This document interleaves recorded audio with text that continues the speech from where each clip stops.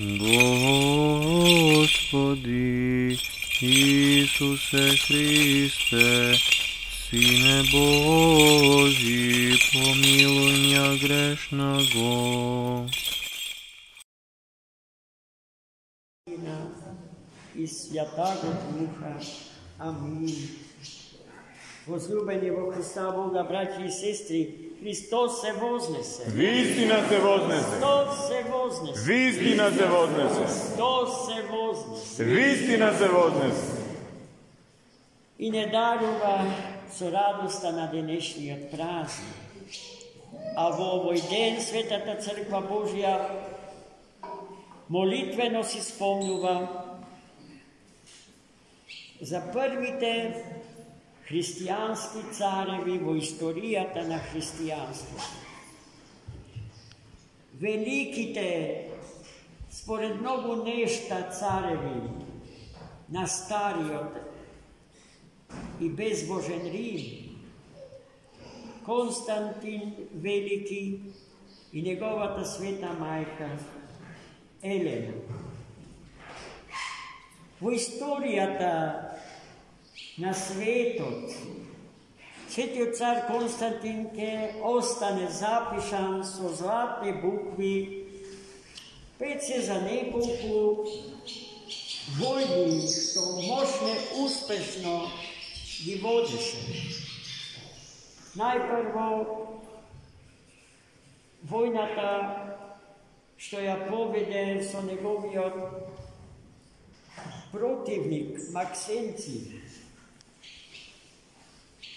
и која што на чудесен начин ја доби. Иако, судејќи според расположливите војни средства и бројноста на римската војска на Константина,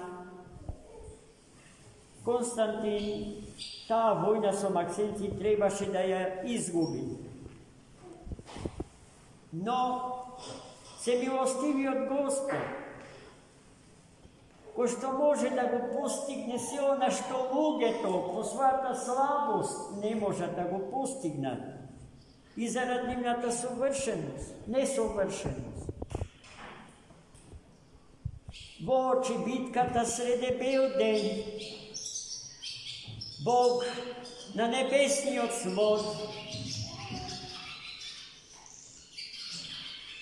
со звезди го нацрта знакот со кој што Константин требаше да тргне во војна со Максенци. А тој знак беше светиот чесен и животворен крст Господи. И веднаш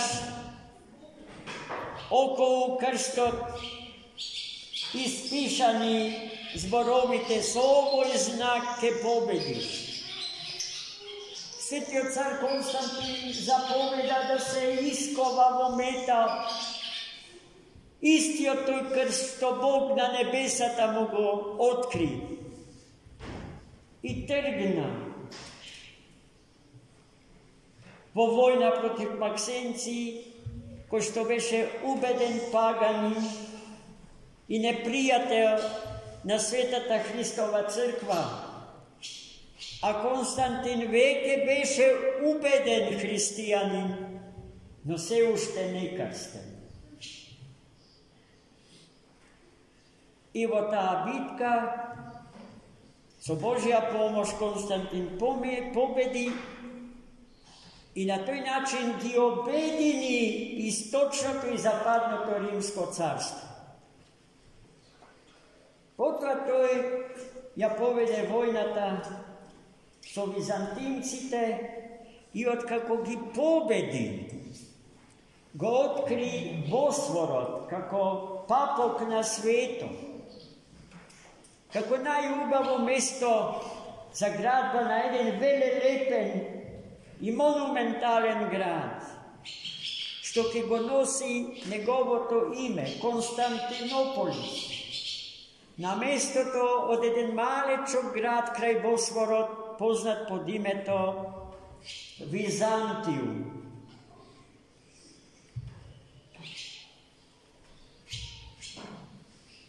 Пред да ја пресели столицата на Римското царство од Стариот Рим во Новиот Рим, Константинополис,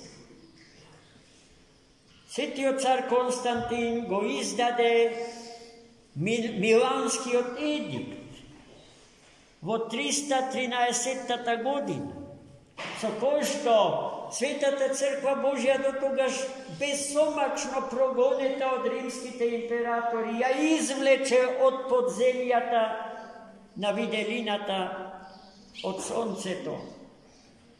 И во неговата Константиновска епоха, со негово допуштение и по негово барање почнаа да се градат велелепни храмови, така наречени василики или базилики, царски храмови, чија големина е огромна.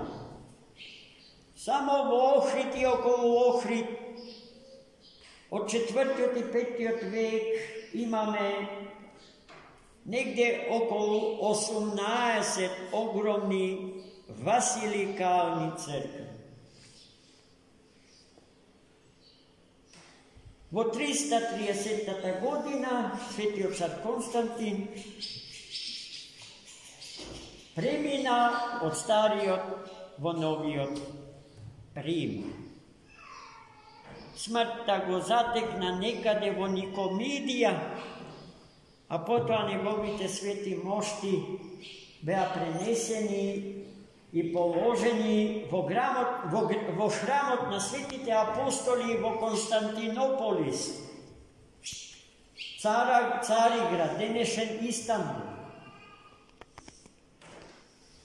Во тој храм познато ни е дека своите несмртни беседи ги држал великиот архиепископ на Цариградската епископска катедра Јован Златоуст.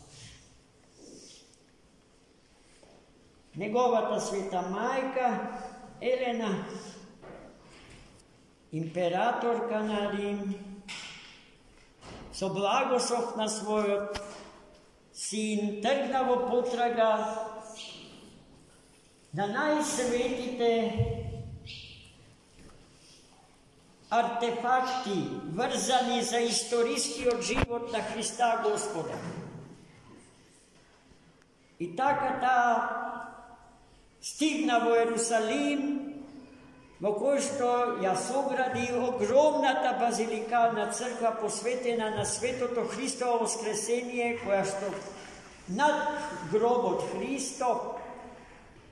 Тој храм стои до денеска и секој кој што ќе го посети светиот град Ерусалим не може а да не влезе во тој величествен, велелепен храм сограден од мајката на светиот цар Константин, Елена.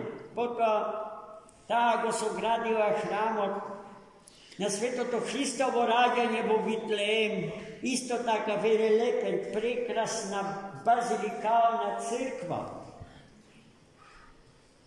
И најпосле таа го пронашла крстот на кој што бил распнат нашиот Господ и Спасител Христос, нашиот животодавец и Спасител, нашиот лекар над сите лекари и нашиот лек над сите лекови.